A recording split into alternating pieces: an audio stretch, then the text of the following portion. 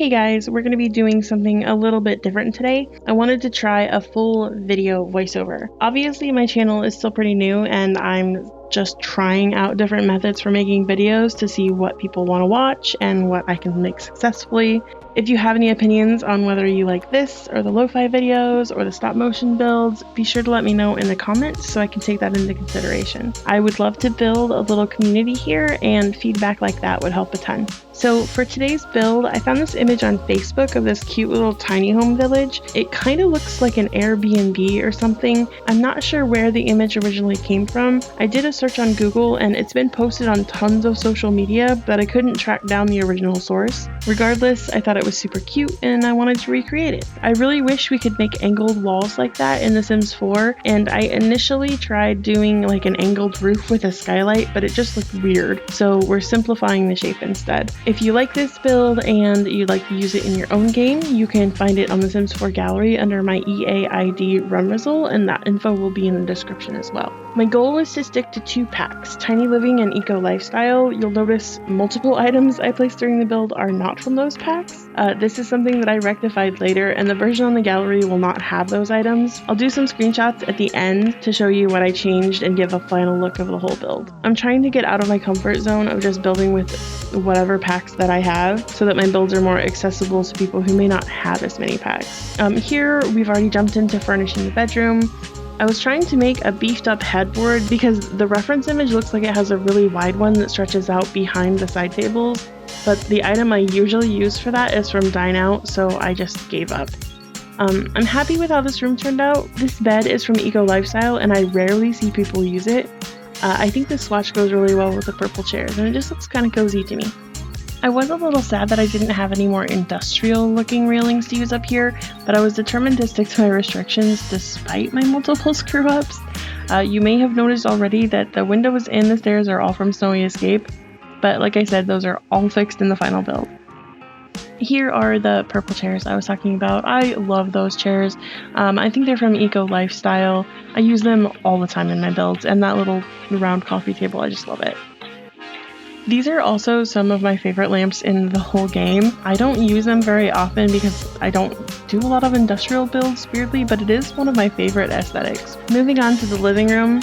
I don't think I've ever used this sofa before. To me, it kind of looks like an uncomfortable futon, but the base game couches all looked really blocky to me, and I thought the love seat was too sleek looking. I wasn't gunning for any particular style in here, but I was just trying to utilize what I had to make something that looked nice. I did try to pare things down from my usual builds by not using as many clutter items or packing in a bunch of decor. The goal was for this to be like rental units. I don't have the For Rent expansion yet, but I have heard it's pretty easy to convert regular builds into rental lots, so I hope that's true. Otherwise, you could have some roomies live together on this lot or break it up and just use one house. I did make sure that one individual house fits the tier 3 small home requirement, so if you take off the surrounding deck, it will be a small home. The living area is where my catalog filters clearly fell apart because I put down 3 plants that are from different packs. I also had trouble with the color scheme in the main area because it's so small and all open plan. I couldn't decide what colors I really wanted to use. I ended up using a lot of neutrals and just adding a few splashes of color at the end. These tables are also obviously from Spa Day. Those are also replaced in the final build. I am still very happy with how the little console table turned out. I think it's super cute. I did cut out quite a lot of this build. I think my original video sped up was like 40 minutes long. A lot of that was me fighting with the columns on the outside of the build. I tried to add white columns up the edges to mimic the trim on the reference photo, but the columns on the roof were off-center to the rest of them. I was originally gonna just ignore it, but I couldn't leave it alone. I tried everything I could think of to get them back on center. I made the roof into a room, I added walls, but then they stuck through the roof. It was a mess. Finally, I just got rid of them. I really love these base game cabinets. I feel like they're severely underutilized, but I do love the industrial aesthetic. I think more than other simmers on YouTube seem to. I was pretty indecisive about the layout of the kitchen. I couldn't follow the reference image here because they had a U-shaped kitchen that I didn't have the space for. I also fought with these cabinets pretty hard. I was originally gonna put some bar stools in and have the dining area right next to the living room, but it was about at this point that I realized that I hadn't put a bathroom in the build, and that seemed pretty important, so I just moved things around really quick and got to building a bathroom. I hate building bathrooms in The Sims 4. I think it's the most boring room in the whole house to build. So I was just gonna fly through this build and not focus on it too much. But I am something of a perfectionist when I build. My builds may not be perfect, but I do spend a lot of time on them. I'm probably one of the slower builders. I want to do the 10-minute build challenge because I think maybe it will help me build a little bit quicker. Anyway, I got frustrated because I was trying to place this rug and I couldn't put it exactly where I wanted to put it. I wish we had either 1 tile or 3 tile bathroom rugs because they would fit perfectly in a 2x6 bathroom. Anyway, I got frustrated at that, so I rearranged everything and I ended up liking it a lot better. I did swap the toilet and the shelf I put in at the end because I didn't want people to have to swing their cameras around to the back to make your sim go to the bathroom. Now I'm just adding some finishing touches to the bathroom, like painting, and I added the toilet paper roll that you have to add in every single bathroom, which makes building them so incredibly boring. Here we're working in the dining area. It's pretty uninspired, honestly. I couldn't figure out which color I wanted these chairs to be. I really wanted a splash of color from them, but this is where the color scheme kind of fell apart and came back together.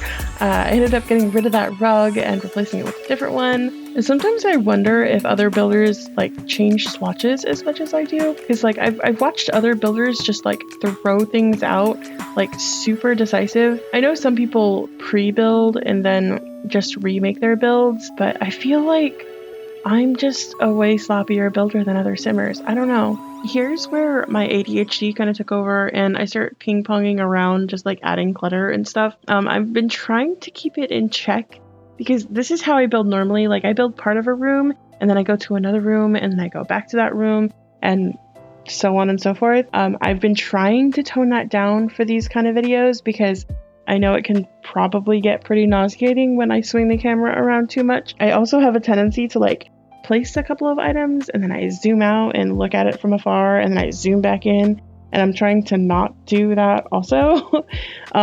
Sometimes it works, sometimes it doesn't, but we're just adding finishing touches around the house, adding a little book in the living room. We added the little towels in the bathroom. We're gonna add some kitchen clutter. I tried not to add too much kitchen clutter.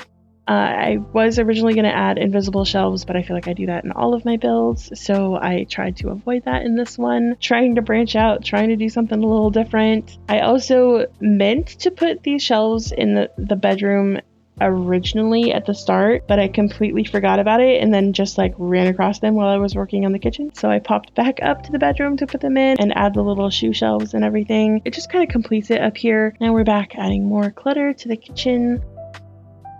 I really would have liked to add a lot more. I love packing a bunch of clutter items in the kitchen. I think it looks really lived in that way.